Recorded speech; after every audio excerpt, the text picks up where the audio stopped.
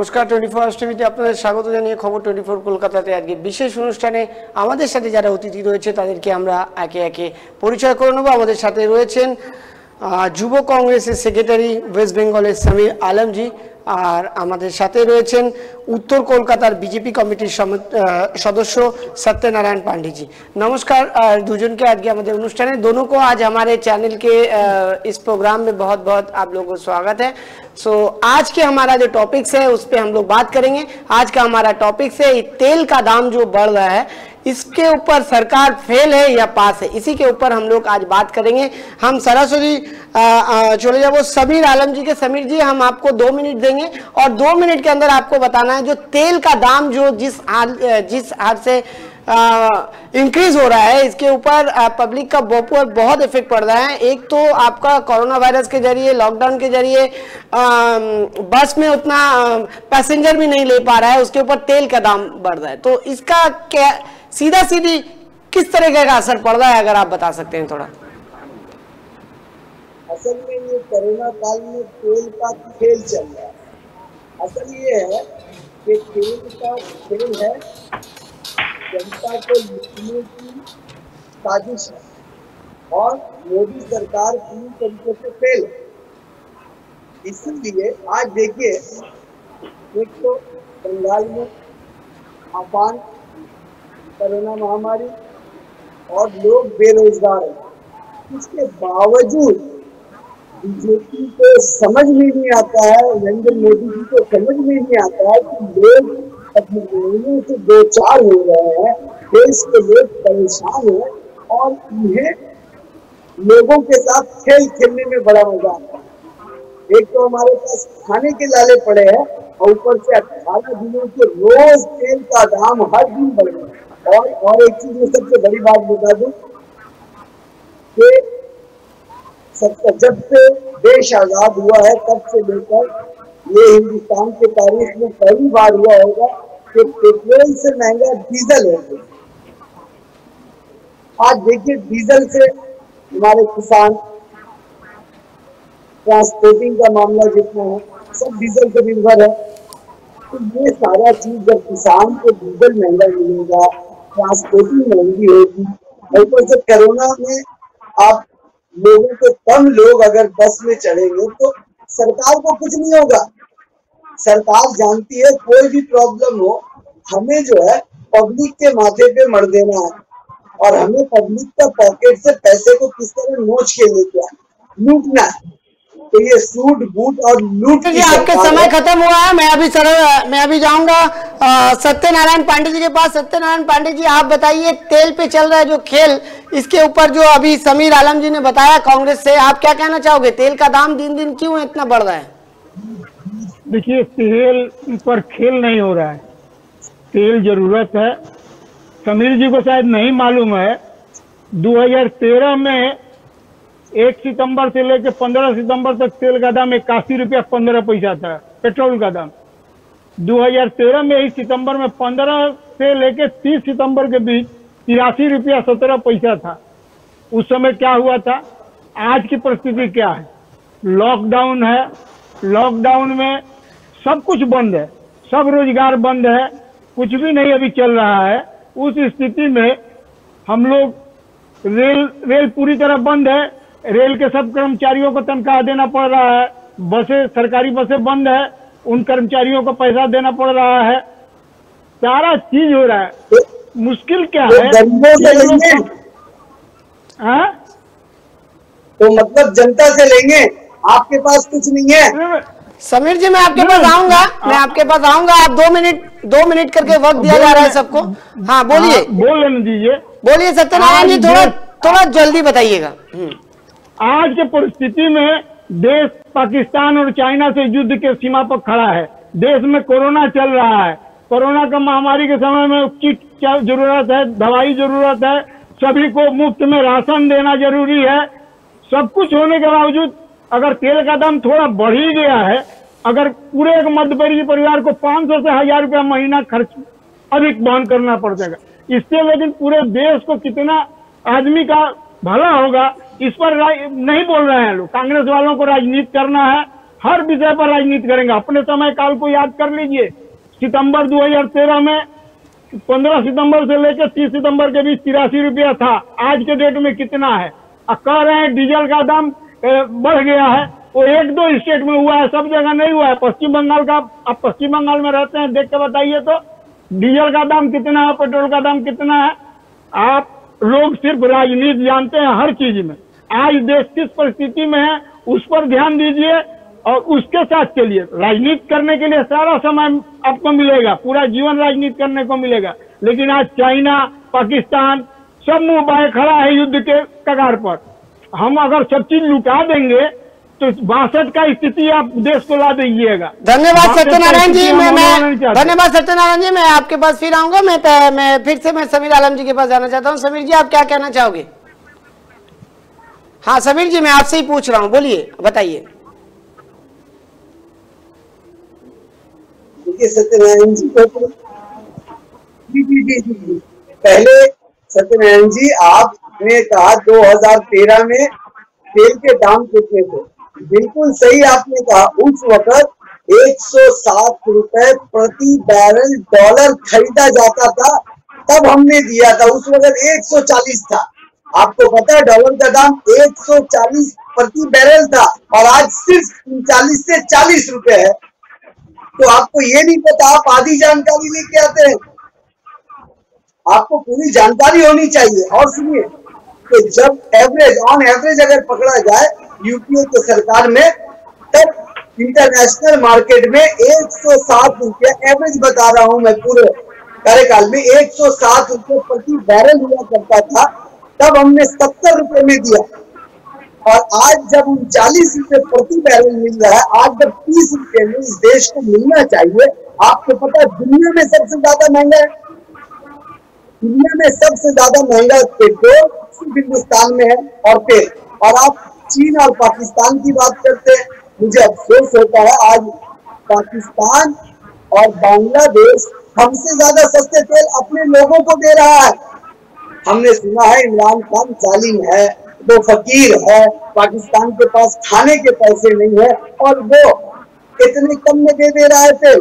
और आप जो कहते थे अच्छे दिन आने वाले हैं और अच्छे दिन की सरकार है, कि खाक अच्छे दिन की सरकार है। मैंने बचपन में एक कहावत सुनी थी, हिंदी में एक कहावत है कि 2 तरह के, एक बेटा सपूत होता है और एक बेटा कपूत होता है। सपूत बेटा वो जिसे कम पूंजी मिले और अपने पूंजी को बढ़ाकर अपने घर को एस्टैब्लिश कर देता है, अपने धंधे को एस्टैब्लिश करता है। और जो कपूत बेटा होता है वो ज्यादा पूंजी को भी लेकर खाके बर्बाद कर देता है। तो अभी जो इस देश में जो सरकार आई है वो सपूतों की नहीं है, वो कपूतों की सरकार है। धन्यवाद समीर जी, धन्यवाद खाने पे लगे हुए हैं। धन्यवाद समीर जी। मैं लोगों को एक मशीन समझते हैं। धन्यवाद समीर जी, धन्यवाद समीर जी। मैं फिर आपके पास आऊंगा बीजेपी सरकार को। धन्यवाद समीर जी, मैं फिर आपके पास आऊंगा। गलत कह रहा हूँ, धन्यवाद समीर जी, मैं फिर आपके पास आऊंगा। मैं दर्शक जो अभी टीवी से ऑन किया है या हमारे साथ जुड़े उन लोग के लिए हम लोग बताएंगे कि आज का हमारा डिबेट शो का आज का हमारा जो टॉपिक है। समीर जी, मैं आपके पास आता हूँ। आप 2 मिनट का वक्त है सबका पास, 2 मिनट करके हम लोग वक्त दे रहे हैं। उसके बाद फिर मैं आपके पास आऊंगा। मैं जो दर्शक मेरे टीवी सेट अभी खोले हैं, जो अभी टीवी के सामने आए हैं, जो हमारा प्रोग्राम देख रहे हैं, उन लोग के लिए मैं कहना चाहूंगा हमारा टॉपिक है आज, क्या तेल पे चल रहा है खेल, सरकार पास या फेल, इसके ऊपर हमारे आज टॉपिक है। तेल का दाम जिस तरीके से बढ़ रहा है, इसका असली कारण क्या है? इसके असली कारण क्या सरकार इसको कंट्रोल नहीं कर पा रहे, या इंटरनेशनल बाजार में तेल का दाम इतना बढ़ा हुआ है कि इसको कंट्रोल करने के लिए हमारे पास इससे और कोई उपाय नहीं है? इसी के ऊपर क्या सियासती या खेल का जो माहौल तैयार हो रहा है, इस माहौल को लेकर आज हम लोग चर्चा में हैं। हमारे जो दर्शक फ्रेंड है जो हमारे साथ जुड़ना चाहते हैं, मैं उसके लिए कहूंगा कि लाइव फोन इन অন করে দেওয়া হোক। যারা আমাদের সাথে সরাসরি ফোনে কথা বলতে চান তারা আমাদেরকে ফোন করেও কথা বলতে পারেন। तेल पे चर्चा चल रहा है, तेल पे चल रहा है या खेल, इसी के ऊपर हमारा आज का टॉपिक है। मैं एकदम हमारे साथ जो है उत्तर कोलकाता बीजेपी कमेटी का सदस्य सत्यनारायण पांडे जी, मैं उनके पास फिर से जाना चाहूंगा। सत्यनारायण जी, आप क्या कहना चाहोगे, जो इस तरीके का तेल का दाम बढ़ने का असली कारण क्या है? बीजेपी सरकार तो हमारे लिए हमेशा एक ही बात कहते हैं कि सबका साथ सबका विकास, तो सबका साथ सबका विकास किस तरीके का किस हद तक पॉसिबल है जहां पे तेल का दाम इस तरीके के दिन दिन बढ़ रहे हैं? देखिए, सबका साथ सबका विकास हमारा नारा है। हम भारतीय जनता पार्टी चाहती भी है कि सबका साथ सबका विकास हो। सवाल पैदा होता है कि हमको इस देश को चलाना है। आज के डेट में जो समीर जी बता रहे थे कि इंटरनेशनल मार्केट में तेल का दाम उस समय बेसी था, आज कम हो गया। उस समय रेल नहीं बंद थी, रोजगार नहीं बंद था, इंडस्ट्री नहीं बंद थी, न रेल से एक पैसा आमदनी हो रहा है, न टैक्स आ रहा है, न इनकम टैक्स आ रहा है, सभी चीज बंद पड़ा हुआ है। दूसरी तरफ हमको कोरोना में दवाई कराना पड़ता है, टेस्ट किट का इंतजाम करना पड़ता है, हम गरीबों के लिए मुफ्त में राशन दे रहे हैं, सभी को क्या व्यवस्था की जा रही है, तो कहाँ से होगा? हर गरीब को 500 रुपया करके उनके एक जनधन अकाउंट में दिया गया, ये सब पैसा आएगा कहाँ से? और हम अपना राजस्व नहीं बचाएंगे तो कल अगर युद्ध होता है तो 1962 का स्थिति हो जाएगा, हम भी फाका पड़ जाएंगे। इन लोगों को तो कांग्रेस वाले तो आज तक यही किए हैं, 1962 में अपना जमीन दे दिए, जाकर समझौता कर लिए कि अब हमको लड़ाई नहीं करना है। भारतीय जनता पार्टी और नरेंद्र मोदी की सरकार ये नहीं करेगी, आंख से आंख मिला के बात करेगी। अब अगर आप चढ़िएगा तो आपको उसका जवाब मिलेगा। तो बोल रहे थे पाकिस्तान के विषय में, पाकिस्तान में गदहा गाड़ी चल रहा है, आपको नहीं मालूम है वहाँ पेट्रोल और डीजल का कितना महंगा हो गया है। वहाँ गाड़ी चलना बंद हो गया है, वहाँ 150-200 रुपया किलो टमाटर और आलू मिल रहा है। आप उसके विषय में जानिए, तब बात कीजिए, सिर्फ कहने से नहीं होता है। रेल से तेल का क्या मतलब है? समीर जी, आप हमारे साथ कोई कारण से डिस्कनेक्ट हो चुके हैं, फिर से कनेक्ट होने के लिए मैं उनको अनुरोध करूंगा। हाँ, तब तक सत्यनारायण जी आप बताते रहिए। देखिए, असल घटना क्या है, ये लोग चाहते हैं कि तेल 15 रुपया मिले, फ्री में राशन मिले, सबके जनधन अकाउंट में 10,000 12,000। राजीव गांधी बोलते हैं, कांग्रेस के प्रवक्ता आते हैं तो कहते हैं गरीब के अकाउंट में 10,000 डाल दो, 12,000 डाल दो, महीना में 7,000 डाल दो। इन लोगों को सब चीज मुफ्त में चाहिए। मुफ्त में आएगा कहाँ से? उसके लिए तो हमको जुगाड़ करना पड़ेगा। हमारी सरकार है, हम जहाँ जरूरत होता है वहाँ व्यवस्था करते हैं। आज के डेट में अगर मान लीजिए तेल का दाम अगर थोड़ा महंगा हुआ ही है, तो इससे कितना का असर पड़ता है? मात्र 500 से 1000 एक मध्यवर्गीय परिवार पर पड़ता है। एक जमाना था जब घर की बहू बेटियां अपना गहना बेचकर सरकार को पैसा दी थी कि आप युद्ध में खर्च कीजिए, लड़ाई लड़िए। आज हम वो सब की तरफ नहीं जा रहे हैं, हम अपना राजस्व बचा रहे हैं, वो पैसा हमारे पास रहेगा, हम हथियार की व्यवस्था करेंगे। कल अगर खुदा न खास्ता, कोई नहीं चाहता लड़ाई हो, लेकिन खुदा न खास्ता अगर युद्ध हुआ तो हम भीख मांगने तो नहीं जाएंगे, हम अपने को सामर्थ्यवान बनाए रखेंगे और उसका जवाब देंगे। हम उस चीज में नहीं विश्वास करते हैं कि कल हमारे सामने ये परिस्थिति आए और हम उस समय कटोरा लेके घूमे। सही बात है। हमारे साथ जो हमारे आज गेस्ट है, मैं फिर से बताना चाहूँगा, युवा कांग्रेस सेक्रेटरी वेस्ट बंगाल समीर आलम जी एवं उत्तर कोलकाता प्रेसिडेंट बीजेपी कमेटी सदस्य, माफ करबें, सत्यनारायण पांडे जी। तो हमारे साथ समीर आलम जी कोई भी कारण से कनेक्ट नहीं हो पा रहा है, तब तक मैं सत्यनारायण जी से कहूँगा कि इस टॉपिक के ऊपर आप 2 मिनट और बात कीजिए। देखिए, आज की परिस्थिति में महंगाई अपनी जगह पर है, इसको सब कोई महसूस कर रहा है, सब कोई जान रहा है। महंगाई, लॉकडाउन पीरियड में कोई काम नहीं हुआ, अनाज का दाम महंगा हुआ, सब्जियां महंगी हो रही हैं, तेल का दाम बढ़ गया। लेकिन जिस समय दाम कम हो रहा था उस समय समीर जी नहीं बता रहे थे कि तेल का दाम दिन पर दिन कम हो रहा था। देखिए, वो कम होने का कारण था उस समय जरूरत अभाव नहीं था, गाड़ियां घोड़ी नहीं चल रही थी तो तेल बिक्री नहीं था, तेल का दाम धीरे धीरे रिड्यूस हो रहा था, कम किया जा रहा था, कम हो रहा था। जैसे जैसे लगने लगा, गाड़ी चलने लगी तो तेल का दाम धीरे धीरे हमको राजस्व चाहिए। देश के पास अगर अर्थबल नहीं रहे, हम अपने सेना को मजबूत नहीं रखेंगे तो अड़ोसी पड़ोसी कितने ही बढ़िया हमारे अड़ोसी पड़ोसी हैं, ये तो आपको मालूम है। ये चाइना है जिस पर कभी विश्वास नहीं किया जा सकता, एक नंबर का गद्दार आदमी है। 1962 में यही नेहरू के सर के साथ खड़े होकर ये लोग चीनी हिंदी भाई भाई किए और जाके वहाँ छुरा घोप दिया। मैं समीर जी से कहूंगा अगर कनेक्ट आप होना, अगर आप हमारे साथ जल्दी से जल्दी कनेक्ट हो जाइए क्योंकि लाइव प्रोग्राम चल रहे हैं। हाँ सत्यनारायण जी आप बात कीजिए।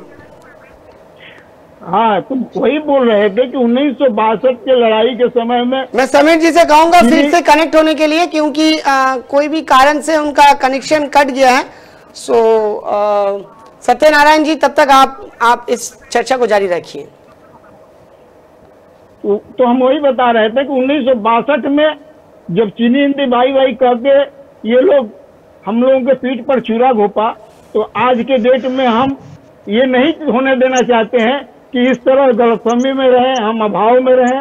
अगर युद्ध हुआ, अगर कोई कारण से अगर युद्ध छिड़ा तो उसका माकूल जवाब देने के लिए हम पहले से तैयार रहेंगे। देखिए एक परिवार को, देखिए सत्यनारायण जी हमारा टॉपिक से आज तेल के ऊपर, युद्ध के ऊपर तो हम लोग बहुत प्रोग्राम किए हैं। चीन का जो मसला है, चीन के मसले पे हमारा देश कहाँ पे रुका हुआ है, कहाँ पे हम लोग आज अवस्थान कर रहे हैं, इसके ऊपर हम लोग चर्चा किए, डिबेट किए। शंकर जी इनके पास कहने के लिए कुछ है नहीं। देश की जनता जान चुकी है ये निकम्मी सरकार है और ये जानते हैं कि चलो हम कुछ नहीं कर सकते तो चलो जैसे इनके नेता है जुमलेबाज, ये भी कोई नया जुमला लाए मार्केट में और पब्लिक को कितना बेवकूफ बनाया। अगर आप अपने दिल में हाथ दे के एक सवाल कीजिए कि कोरोना महामारी आए, मास्क खरीदे जनता, रिलीफ बांटे जनता, कोरोना से लड़े जनता, आत्मनिर्भर हो जनता, सब कुछ करे जनता। और पीएम क्या करने के लिए है? सिर्फ पीएम केयर में पैसे दे दो, पीएम केयर में पैसे दे दो और वो पैसे से वो एमएलए खरीद कर दूसरों की सरकार गिरा दे, यही चाहते हैं ना। आपको सोचना चाहिए, आपको किसानों, करोड़ों किसानों के बारे में आपको लगता है कि सोचना चाहिए कि नहीं सोचना चाहिए? आदमी के पास अफवाह के बाद खाने के लिए नहीं है। आए थे प्लेन में देख कर गए मोदी जी, जिनके पास खाने के लिए नहीं है वो डीजल पेट्रोल को इतना महंगा कैसे खरीद देंगे? जब यूपीए की गवर्नमेंट थी, जब 350 रुपए में गैस का सिलेंडर मिलता था, तब आपको लगता था महंगाई डाइन हो गई है। हमने पूरे देश को इतना महंगा कर दिया है, आपको बहुत तकलीफ होती थी। आप घरों से बाहर निकल जाते थे, चूड़ियां लेके निकलते थे और गैस चूल्हे आज 800 से ऊपर 1000 रुपए में खरीदते हैं। आज आपको अपने अंदर से आवाज नहीं आती, इंसानियत नहीं है आप लोगों के अंदर कि हम कितना बदन डालेंगे इस देश के लोगों पर। और कहते हैं अच्छे दिन आ गए। अगर ये अच्छे दिन है तो ऐसे अच्छे दिन हमें नहीं चाहिए, हमें हमारे पुराने दिन लौटा दीजिए। बड़ी बड़ी बातें करते थे, आज बड़े बड़े काम करके दिखाएं। आपको बड़ा कहते थे 56 इंच का सीना हमारा, कोई आंख दिखाएगा? लव लेटर लिखने वाले हम नहीं है, याद है ना आपको? एक सर के बदले 10 सर लाएंगे, तो क्या 200 चीनी सैनिक का सर लाए मोदी जी? आप बड़ी सेना कर रहे हैं, सीमा की बात कर रहे हैं। चलिए मैं आपसे सवाल पूछता, 200 चीनी सेना मारे गए, लाए सर उसका? बड़ी बड़ी बड़ी बातें, बड़ी बड़ी डींगे हाथ में नहीं होता। खाने की जरूरत है। धन्यवाद समीर जी, बात करते हैं। धन्यवाद समीर जी। मैं इसी बात पे सत्यनारायण पांडे जी से पूछना चाहूंगा, आप क्या कहना चाहोगे? देखिए समीर जी बता रहे थे कि कोरोना काल में सब जनता करे, क्या प्रधानमंत्री गरीबों के लिए राशन नहीं दिए हैं?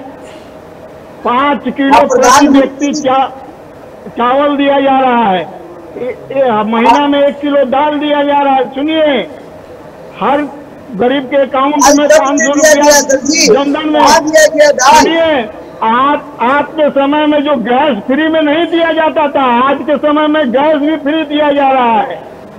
आपके समय में हाँ, दाम दिया कम था, क्या? तो आपको आज के मिला मुफ्त क्या? में पंडित जी जिस आपको गरीब मिला है को क्या? आपको मिला होगा।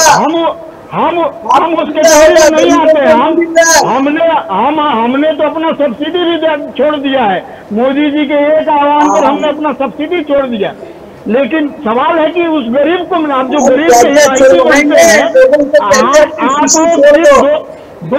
दो तरफ से बात करते हैं। गरीब के हिमायती बनते हैं और सब चीज मुफ्त में चाहते हैं अपने लिए। तो टीएमसी वालों की तरह आया है पैसा तो अपने कार्यकर्ता और अपने पंचायत वालों को दे दिए, वो अलग हाल है आप लोगों का। तो ये आपको गरीब का नाम लीजिएगा। सबका साथ सबका विकास। हमने हर गरीब हर किसान, सब किसान के अकाउंट में पैसा आपने कभी नहीं भेजा है। हर महीना हम लोग भेजते, भाजपा सरकार भेजती है। इस समय में हर किसान के अकाउंट में पैसा जा रहा है, हर किसान के अकाउंट में पैसा जा रहा है। हर 6,000 रुपया जा रहा है। 6,000 रुपया जा रहा है किसान के अकाउंट में। 500 रुपये से उसका घर चल जाएगा। 500 रुपया जनधन अकाउंट में, 500 रुपया जनधन अकाउंट में। अरे तो चावल दे रहे हैं, हमारे घर में चलता है। आप गरीबों को चावल मदद दे रहे करना हैं, चाहते हैं। दाल दे रहे हैं, लग रहा है किसान के अकाउंट में 6,000 रुपया सालाना दे रहे मैं हैं। आप दोनों से अनुरोध करूंगा कि आप लोग एक एक करके अपना मत रखिए, एक एक करके अपना मत रखिए। इसमें हमारे लिए समझने में और बोलने में भी सुविधा होगा। सो समीर जी, मैं फिर आपके पास आऊंगा। तब तक समीर, सत्यनारायण जी, आप बहुत ही छोटे समय में आप अपना बातों को खत्म कीजिए। देखिए, हमने गरीब के अकाउंट में, किसान के अकाउंट में हर साल 6,000 रुपया, जनधन अकाउंट में 500 रुपया करके हर महीने, विकलांगों के लिए पैसा उनके अकाउंट में, बुजुर्ग के लिए अकाउंट में पैसा, गरीबों का 5 किलो प्रति व्यक्ति महीने में चावल, गेहूं, उसके बाद दाल, ये सब हम प्रोवाइड कर रहे हैं। किस लिए कर रहे हैं? ताकि इस परिस्थिति में उन लोगों को मिले। सब चीज मुफ्त में देने का मतलब पैसा आएगा कहाँ से? अपना राजस्व से ही तो देंगे। दवाई देना है, किट देना है, सब कर्मचारी, अगर रेल बंद है तो लाभ नहीं हो रहा है, तो कर्मचारियों का तलब तो बंद नहीं है, उनको तो पूरा महीना दिया जा रहा है। रोडवेज बसें बंद हैं, उनका तो तनख्वाह दिया जा रहा है। हजारों हजार लाखों पेंशनधारी हैं, उनका पेंशन उनके अकाउंट में जा रहा है। तो पैसा आएगा कहाँ? राजस्व से ही तो आएगा। तो अगर तेल का दाम थोड़ा सा बढ़ गया, उस पर हाय तौबा मचाने के बजाय देश के साथ खड़ा होइए, ये हमारा अनुरोध है आपके साथ। ये कितने दिन का है? चलेगा, फिर कम हो जाएगा, सब सेटल हो जाएगा, तो फिर देखिएगा एकदम गाड़ी पटरी पर जब चलने लगेगी तो सब कुछ ठीक हो जाएगा, सबके साथ सबका विकास भी होगा। इसी बात पे मैं समीर जी से पूछना चाहूंगा, गाड़ी जब पटरी पे आ जाएगी सब ठीक हो जाएगा, तो ये जो ठीक होने का सिलसिला आपको क्या लगता है कि गाड़ी पटरी पे आएगी और ये सब ठीक हो जाएगा?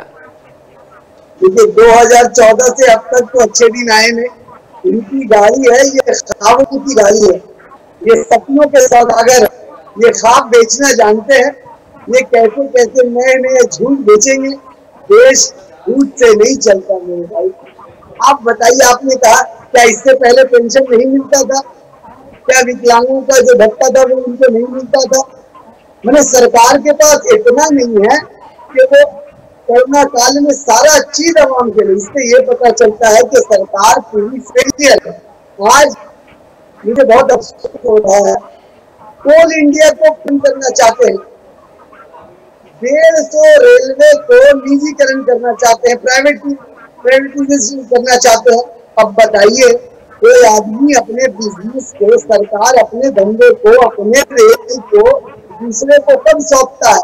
अपनी कंपनी को हम दूसरे को कब देते हैं? जब उनका दिवाला निकल जाता है, जब वो सही से चला नहीं पाते हैं। तो ये सीधा आपको बोल दे कि भाई हमको सरकार नहीं चल रहा है, हम कोल इंडिया भी बेच देंगे, प्राइवेटाइजेशन करेंगे, और ट्रेन के लिए 151 ट्रेनों को प्राइवेटाइजेशन करने की मांग कर दी है। अरे भैया, आहिस्ते आहिस्ते देश का लाल किला गिरवी रख दिया है।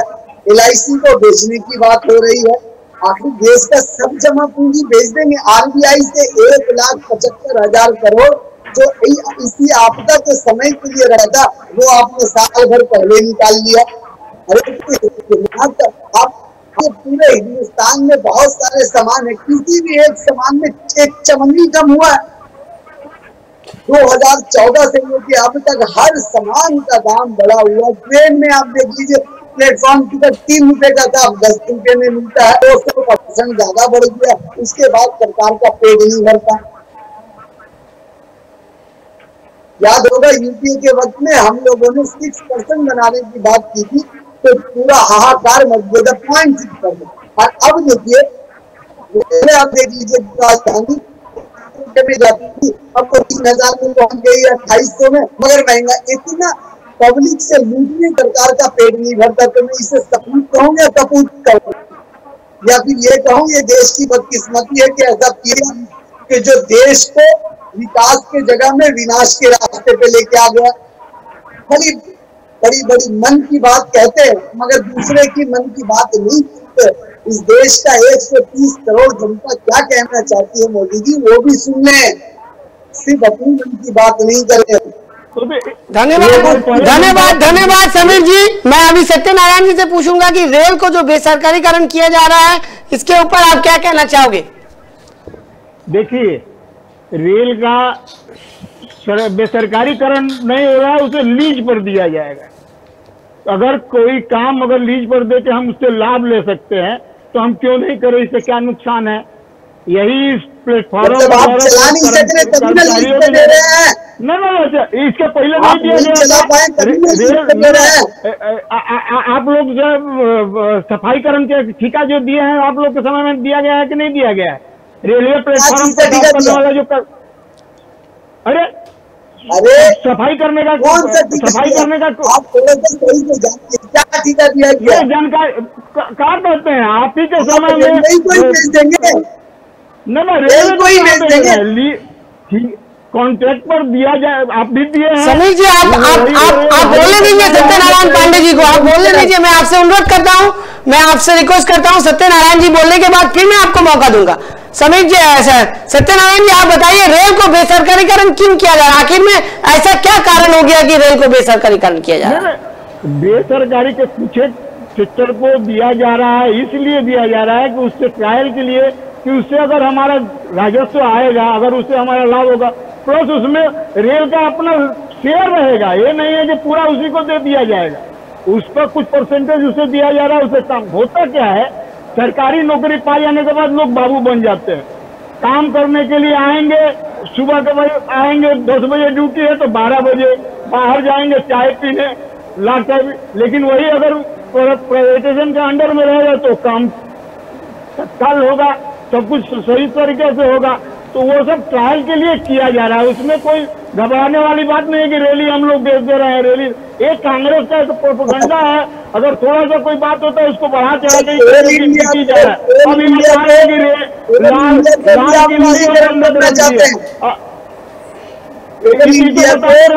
किला बंद कर दिया, निजीकरण कर रहे हैं। तो आप एक बात बताइए, मैं आप पांडे जी एक सवाल है, एक सवाल है। आपका कोई बंदा है, आपको मान लीजिए 10 गाड़ी है, अगर 10 गाड़ी आप किसी को एक गाड़ी भाड़े पे दे रहे, इसका ये मतलब होता है कि आप उस गाड़ी को आप संभाल नहीं पा रहे, आपके पास साधन नहीं है, तभी ना आप दूसरे को दे रहे। सरकार में आप अगर आप सरकार में रहकर अगर आप रेलवे तो संभाल नहीं पा, मेरी बात सुनिए, मैं आपकी बात सुन रहा था, मेरी बात सुनिए पहले। अगर आप संभाल नहीं पा रहे तो आप जनता को दे नहीं सकते, आप नहीं संभाल पा रहे, इसीलिए हमने ट्रायल के लिए किया कि शायद हमसे अच्छी नीति हो उनकी। आप कहते हैं कि हमारी नीयत और नीति दोनों अच्छी है, तो आपको अगर नीयत और नीति दोनों अच्छी है तो आपको क्या जरूरत पड़ गई है कि LIC को बेचने की मौजूद है? क्या जरूरत पड़ गई है 151 ट्रेनों को आपको प्राइवेट सेक्टर में देने की जरूरत है? क्या जरूरत है कोल इंडिया को निजीकरण करने की जरूरत है? कहीं न कहीं आप अपनी फेलियर है तभी तो करना चाहते हैं। अगर आप फेलियर नहीं होते, अगर मेरा बिजनेस मैं अच्छे से चला पा रहा हूँ तो मैं क्यों नहीं दूसरे को पार्टनर? इसी सवाल पे ही सत्यनारायण जी ने बात कर रहे हैं कि क्यों रेल को बेसरकारीकरण किया जा रहा है, क्योंकि इसी के ऊपर उन्होंने अपना मत रखे। तो थोड़ा सा बोलने का मौका देना होगा उनको। तो सत्यनारायण जी आप बताइए इस बारे में। देखिए, अभी समीर जी बता रहे थे कि क्यों आदमी किसी को देता है, फेल हो जाता है। फेल होने पर नहीं देता है, उसका वो अपना माप जो कर लेता है, गुणा भाग कर लेता है। अब आप हमको बताएं कि गाड़ी के संबंध में, गाड़ी हम लेके खुद चलवाएं तो हमें जो लाभ होता है उससे बेहतर है कि हम किसी होटल से कांटेक्ट कर लेते हैं, उसको हम गाड़ी ड्राइव पर दे दिए, वो महीना का हमको एक पैसा देता है। उसी तरह कोल इंडिया में काम नहीं हो पा रहा था, चोरी हो रहा था, उसको रोकने के लिए हमने अगर किसी प्राइवेट को दिया कि हमको इतना साल में आप दीजिएगा। हमको भी मालूम है कि हमारे कर्मचारी इतना माल निकालते हैं, हमको जितना घाटे में तो नहीं चल रहा है। अगर घाटे में तो लाभ चल रहा है, नहीं घाटे में नहीं है। अगर उससे भी ज्यादा अगर हमको लाभ हो तो क्या नुकसान है, हमको ही बताइए। अगर हमको 100 रुपया मिल रहा है, काम नहीं करते, आप लाखों करोड़ सरकारी कर्मचारी को कैसे काम नहीं करते, उसके जगह में आप जाकर काम करते हैं। क्यों अपमान कर रहे हैं सरकारी कर्मचारियों का, क्यों अपमान कर रहे हैं? अगर कोई एक आदमी नहीं करता तो आप पूरे सरकारी कर्मचारियों को निकम्मा कह देंगे। पूरा हमारा सरकारी कर्मचारी सही से काम नहीं करते, इसीलिए सरकार ये कर रही है। अगर इनको सही से काम नहीं कर रहे तो उन्हें भी हटा दीजिए। नहीं, यही हम नहीं कह रहे हैं कि वो काम नहीं करते, लेकिन उनको जो करना चाहिए वो नहीं कर रहे हैं। नहीं, हमारा कहने का मतलब उनको जितना करना चाहिए वो नहीं कर रहे हैं।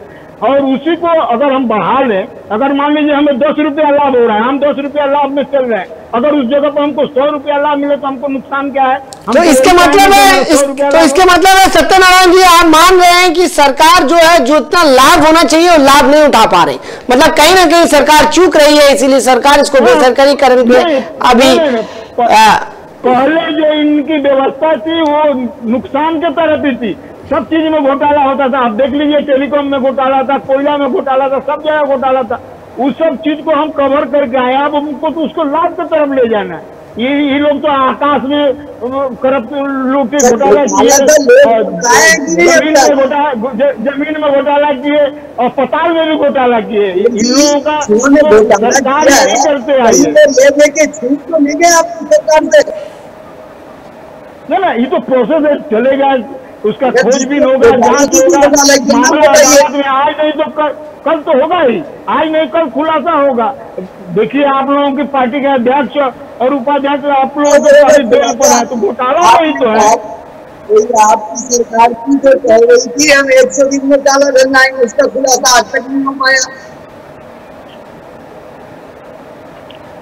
मैं क्या बोल कितना झूठ बोल सकते हैं आप? क्या कैपेसिटी है बीजेपी की और आप क्या कैपेसिटी, झूठ की कितनी कैपेसिटी है, थोड़ा बता दीजिए कि आप कितना झूठ बोल सकते हैं? जनता सुन रही है। नहीं, हम जो बोलेंगे आपको गलत लगेगा, झूठ लगेगा। ये तो आप विपक्ष में आप हमारा खाली वही बुराई दिखाइएगा, हमारा अच्छा काम तो आपको दिखाइएगा। आपकी सरकार है, जेल में डालिए। कौन आपको रोक रहा है? किसने मना किया है हमसे जेल में नहीं डालेंगे? किसने मना किया बताइए? मना ऐसे ही जेल में नहीं, जेल में नहीं डालते, कानूनी प्रोसेस से ही चल के जेल में डालेंगे। आप लोगों के सरकार के समय नहीं, जिसको इमरजेंसी लगा दिए सबको जेल में भर दिए, वो काम हम नहीं करेंगे। कानून के तहत आपको ले आएंगे, जांच होगा और कोर्ट आपको सजा देगी। आज बेल पर है, जेल में करेंगे। आज बेल पर है, कल जेल में जाएंगे। चल रहा है तो कोर्ट में मामला है, चलने दीजिए, जिस दिन फैसला आ जाएगा मालूम हो जाएगा। राष्ट्रीय अध्यक्ष भी थे बेल पर, तो आप राष्ट्रीय पूर्व राष्ट्रीय अध्यक्ष भी थे, आज नहीं है राष्ट्रीय अध्यक्ष भी थे। आज उनका मामला खत्म हो गया, आज नहीं है। शादी तो तड़ीपार में शहर छोड़ के भागने हमको भारत के कानूनी व्यवस्था पर हमको विश्वास है। दूसरे की बात हो तो आप आसानी से कहते हैं, जब अपनी बात है तो नहीं कहते। मैं दोनों से अनुरोध करूंगा कि मैं दोनों से अनुरोध करूंगा कि एक एक करके अपना जवाब को रखिए। सुनिए मेरी बात सुनिए, मेरी बात सुनिए। बीजेपी के सैकड़ों नेता बेल पर है। अब कांग्रेस से बेसी लोग बेल पर हैं। आप सैकड़ों गिनाइए दो नेता चार का बेल नाम। पर है तो आप क्या कीजिएगा? नहीं ना, दूसरा नाम बताइए ना। अगर राजनीतिक बेल अगर पर मामला हो, राजनीतिक मामलों में करप्शन के मामले में हम लोग नहीं बोल, करप्शन के मामले में नहीं है, ये विश्वास रखिए। करप्शन के मामले में आप ही की पार्टी के सभी नेता हैं, हम लोग नहीं है। रहा उन पर झूठा मामला करके उनको तड़ी पार करा दीजिए। अच्छा पांडे जी, मैं आपसे जो न्याय हुआ, अच्छा मैं आपसे एक छोटा सा सवाल पूछ रहा हूँ। सरकार आपकी है ना? हाँ बात सुनिए ना, बोलिए। ए भाई, पूंजी घोटाले में जिन जिन लोगों का आपने नाम दिया था सब लोग छूट गए ना? सुनिए पूंजी घोटाले में जो बीजेपी का प्रोपेगेंडा था, मेरी बात सुनिए पांडे जी, मैं आपकी बात नहीं था, वही तो सर। आप मेरी बात सुनिए, आप मेरी बात सुनिए पांडे जी। बताइए समीर जी, बताइए समीर जी, बताइए। उस वक्त सरकार तो आपकी थी, गुजरात में सरकार आपकी थी, हम बोलते हम करा दिए, ऐसी बात करते हैं आप। गुजरात में सरकार किसकी थी? आपकी थी ना। आप कैसे कह रहे हैं कि हमने भगा दिया, हमने तड़ी पार किया? देखिए हम लोग मुद्दे पे बात करें, देखिए हम लोग मुद्दे पे बात करें तो बेहतर होगा। पांडे जी, मैं आपसे सवाल पूछ रहा हूँ, सरकार आपकी है, अगर कोई आदमी चोर है, गलत है, मेरी बात सुनिए, मैं आपकी बात सुनिए, अगर कोई आदमी गलत है, जिसकी चोरी की है, तो क्या उसे पकड़ना चाहिए कि नहीं? आप बोलिए। पूंजी घोटाले में तो सुप्रीम कोर्ट ने सबको बरी कर दिया, कहा कि ऐसा कोई घोटाला ही नहीं हुआ था, ये प्रोपेगेंडा था। अब आप बोलिए सुप्रीम कोर्ट भी गलत हो गई, आप बोल दीजिए, आप बोल सकते हैं भाई। पूंजी घोटाले में सभी लोग 22 बरी हुए कि नहीं? आप लोग चीख के बोल रहे थे, हुए कि नहीं? सुप्रीम कोर्ट ने सबको क्लीन चिट दिया कि नहीं? वो तो आपके समय में मामला हुआ, उसको जैसा आपके मुद्दे की बात मैं कह रहा हूँ, सुन लीजिए। देश में महंगा तेल है, मोदी सरकार फेल है, ये असल मुद्दे की बात है। मोदी सरकार फेल नहीं है, हकीकत यही है, चल रही हकीकत नहीं है। परिस्थिति जो है उसमें राजस्व चाहिए, राजस्व के लिए अगर थोड़ा सा नियम करना होगा तो होगा। आप इसको मानिए कि हर गरीब के साथ भारतीय जनता पार्टी की सरकार है, रहेगी। और रहा सवाल तेल के दाम का, तो इससे उतना बड़ा असर नहीं पड़ने वाला है जितना आप लोग हाय तौबा मचाए हैं। आप देख लीजिए, रोड पर कल सब चैनल ले रहा है बाइक, उस समय आप देख लीजिए कि लोग बोल रहे हैं कि तेल का दाम अगर बढ़ा है तो बस भाड़ा बढ़ाने से हम लोग दे देंगे। लोग सब चीज स्वीकार कर रहे हैं। आपके राज्य में हमें क्लीन चिट मिल गया ना, क्लीन चिट तो व्यवस्था आप किए थे और सरकारी तंत्र आपका था, सबको बैठा कर रखे थे, नहीं समय पर वो लोग अपना रिपोर्ट दे पाए, कोर्ट इंतजार नहीं किया, छोड़ दिया। वो सब मत बताइए, उसका व्यू तो देखिए कोर्ट क्या बोला था, सुप्रीम कोर्ट क्या बोला था कि तो प्रमाण हमको नहीं दे पाए, कोई जांच नहीं हो पाई, इतने दिन तो हम बुला रहे थे, नहीं आया, इसलिए हम इसको सबको छोड़ दे रहे हैं। वो बात दूसरा है कि वो टेक्निकल कारण से बच गए, लेकिन ये मत कहिए कि घोटाला हुआ ही नहीं। ये मत कहिए कि तुझी प्रकरण में घोटाला हुआ ही नहीं, ऐसा मत कहिए, घोटाला हुआ था। हाँ, आपके समय में उसी तरह का व्यवस्था किया गया और आपके समय में जो ब्यूरोक्रेट्स थे उस जांच को उसी तरह का ले आए कि आज स्थिति उनको मिल गया मौका, लेकिन अब नहीं मिलेगा। अब सब व्यवस्था हो गया है, चलेगा। क्या कहना चाहिएगा समीर भाई? सब व्यवस्था हो गया है, इसके ऊपर आप क्या कहना चाहोगे?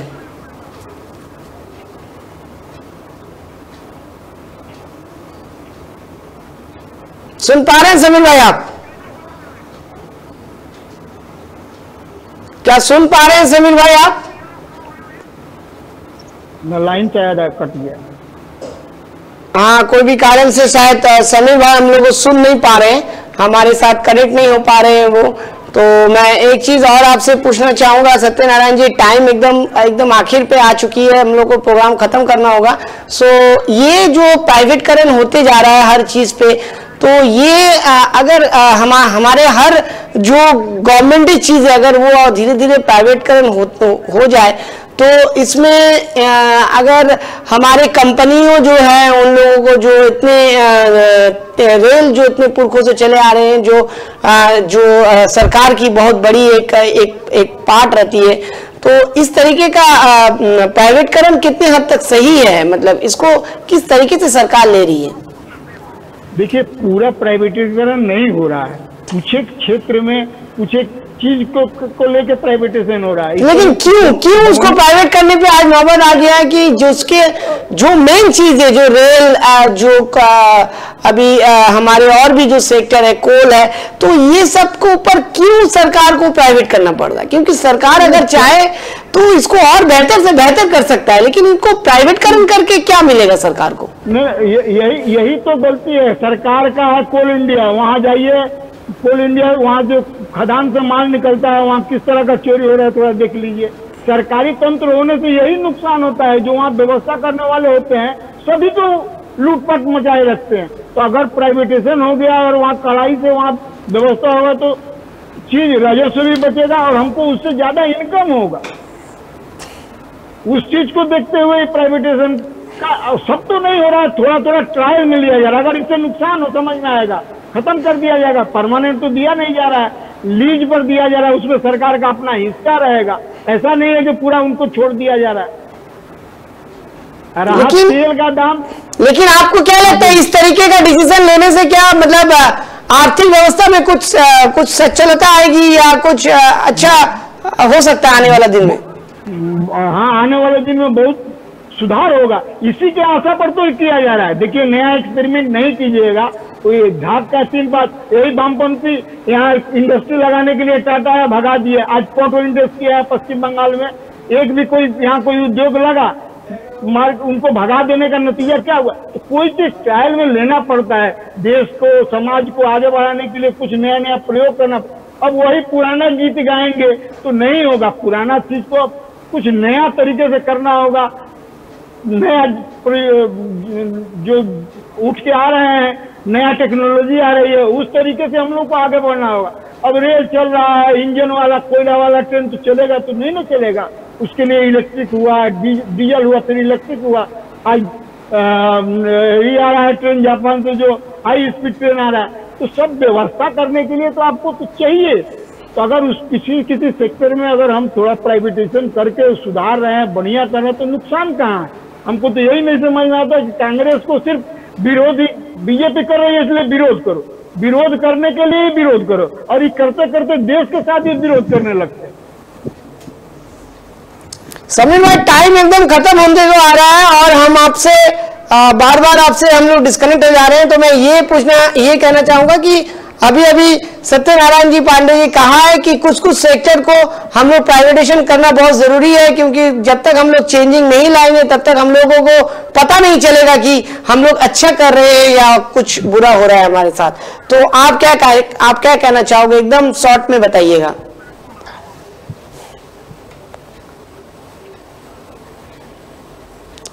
सुन पा रहे हैं समीर जी? आप समीर भाई, आप सुन पा रहे हैं?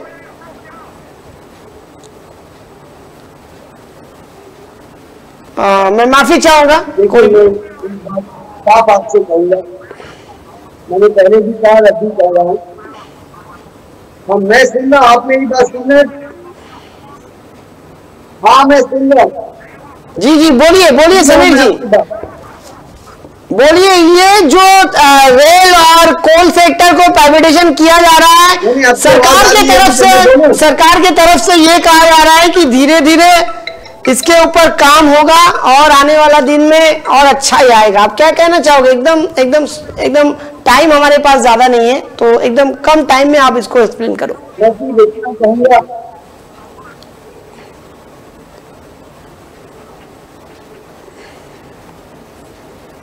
समीर भाई, आपको मैं बहुत ही कम टाइम हमारे पास बचा हुआ है, तो जितना जल्दी हो सके अगर आप इसको एक्सप्लेन करते तो बहुत बेहतर होता।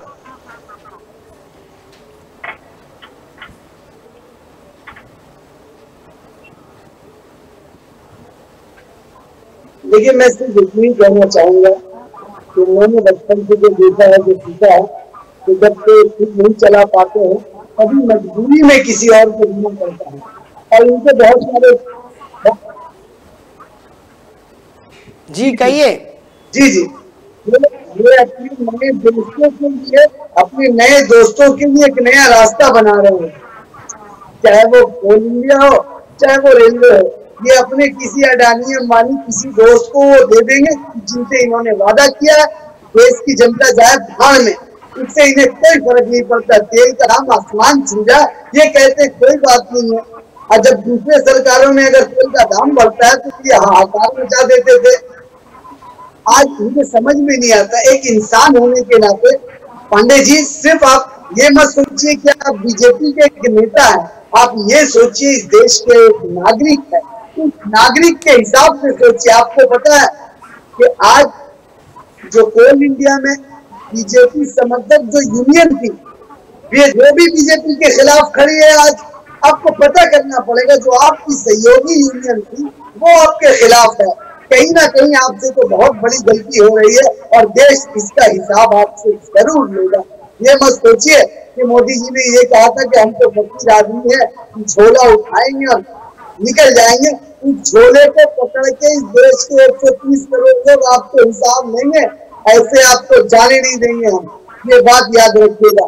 ये देश है और इस देश के लोगों के साथ अच्छा होगा तो वेलकम भी होगा आपका, और अगर गलत हुआ तो आपके झोले को हम पकड़ के रखेंगे और झोले में क्या झोल है वो जनता को जरूर दिखाएंगे। जरूर जरूर। हमारे ये डिस्कशन आज जो हम लोग कर रहे थे कि तेल पे क्या हो रहा है खेल, सरकार पास या फेल, और हमारे जो बेसरकारीकरण जो हो रहा है तो इसके ऊपर कितने हद तक सही है, इसका राय जनता देंगे। सामने इलेक्शन है, बहुत सारे इलेक्शन हम पार करना है, तो उसी में हम लोगों को ये तय हो जाएगा कि ये या कांग्रेस या बीजेपी किसके साथ है जनता, क्योंकि जनता जनार्दन है। जनता सब समझती है कि क्या सही है और क्या गलत है। हम तो यहाँ बैठ के चर्चा करना हमारा काम है, और हमारे हर जो हमारे पास जो टॉपिक्स है उसको हम लोग निकाल के आपके सामने हम लोग लेके आते हैं, क्योंकि आपको बताना बहुत जरूरी है कि हमारे देश में क्या चल रहा है और क्या सही है और क्या गलत है। रूलिंग पार्टी और अपोजिशन को लेके हम लोग ये प्रोग्राम करते हैं, क्योंकि अगर अपोजिशन नहीं रहेंगे तो रूलिंग पार्टी की कहाँ गलतियां हैं या रूलिंग पार्टी की जो अच्छाइयां हैं वो कहीं ना कहीं आपके सामने निखर के नहीं आएंगे। सब कुछ आपके हाथ में है। आप समझिए चीज को, किस तरीके का माहौल तैयार हो रहा है। क्या कोविड-19 से सरकार सही में जूझ पा रहा है? क्या कोविड-19 के इस माहौल में, इस लॉकडाउन से अनलॉक 2 स्टेज में क्या सरकार सही में हमारे लिए कुछ कर पाया है? क्या सही में आज का डेट में जो तेल का दाम जो बढ़ रहा है इसमें सरकार की कोई हिस्सा नहीं है? सरकार चाह रही है कि तेल का दाम उसको कंट्रोल में रखे, लेकिन इंटरनेशनल बाजार में आज तेल का दाम इतना बढ़ने के कारण सरकार की कंट्रोल हाथ से जा चुकी है। क्या सरकार फेल है कि ट्रेन जैसा आज जो हमारे पास जो रेलवे जो बहुत ही एक खास हमारे पास जो संपत्ति है उसको बेसरकारीकरण की तरफ दिया जा रहा है? क्या मोदी जी क्या टाटा और हमारे पास जो अंबानी है इसके मुताबिक देश चलाना चाहते हैं, या मोदी जी एक सच्चा प्रधानमंत्री के तरह हमारे साथ काम कर रहे हैं? सब कुछ का जवाब आपको देना है, क्योंकि जनता जनार्दन है। मैं फिर से कह रहा हूं, जो हमारे इस प्रोग्राम को देख रहे हैं, जो हमारे साथ हैं, जुड़े हुए हैं हमारे साथ इतने देर तक हमारे इस चर्चा में जारी थे, मैं उन लोगों के सामने एक ही बात रखना चाहूंगा कि आप लोग इसका जरूर हम लोग को बताइए, ट्वीट कीजिए, हमारे फेसबुक पेज में आप जाके कमेंट कीजिए, या यूट्यूब में हमारे पास कमेंट ऑप्शन में जाके बता सकते हैं। हम लोग आपके कमेंट को हमारे इस प्रोग्राम में ज़रूर चर्चा में लाएंगे, और हमारा इस लाइव फोन इन प्रोग्राम में जो लोग चाहते हैं कि हमारे साथ जुड़ के अपना मत रखना चाहते हैं वो भी हमको ज़रूर फ़ोन कीजिए। सो आज टाइम एकदम ख़त्म की तरफ आ रहा है, एकदम टाइम हमारे पास नहीं है। जाते जाते मैं दोनों जो हमारे साथ आज गेस्ट हैं, मैं कहना चाहूँगा कि एक छोटी सी आपका मैसेज जो है वो आप ज़रूर रखिए हमारे चैनल के माध्यम से। समीर जी, मैं पहले आपके पास आना चाहूँगा।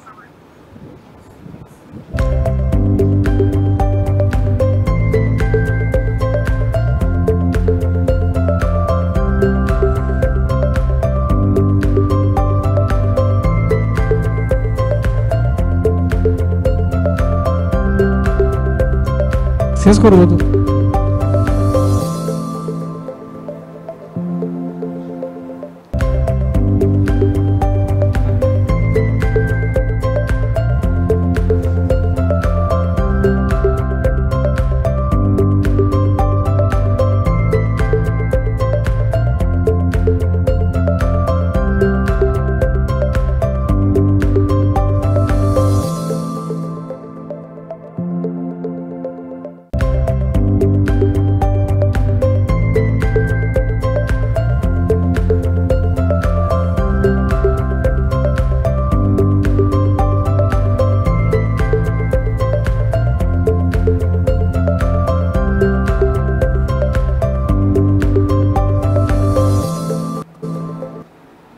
দর্শক বন্ধু, আমাদের সময় একেবারে শেষ, তাই আমাদের আজকে এখান থেকে বিদায় নিতে হবে। আশা করি আপনারা সবাই ভালো আছেন এবং আমাদের অনুষ্ঠান দেখছেন। সো সবাই খুব ভালো থাকুন এবং আমাদের 24 আওয়ার্স টিভিকে দেখুন এবং আপনাদের মতামত আমাদেরকে জানান। তাই সবাইকে আরেকবার শুভেচ্ছা জানিয়ে আজকে অনুষ্ঠান এখানে শেষ করছি। শুভরাত্রি, নমস্কার।